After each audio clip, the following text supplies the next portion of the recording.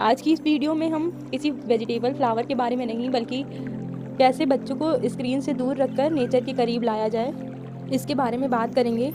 Nature exposure से बच्चों में अटेंशन स्पैन बढ़ता है, स्ट्रेस हार्मोन कॉर्टिसोल कम होता है, एम्पैथी, क्यूरियोसिटी, ऑब्जर्वेशन तीनों बढ़ता है। तो दोस्तों किया क्या जाए, इसके लिए हमको जितना हो सके बच्चों को नेचर के करीब रखना चाहिए।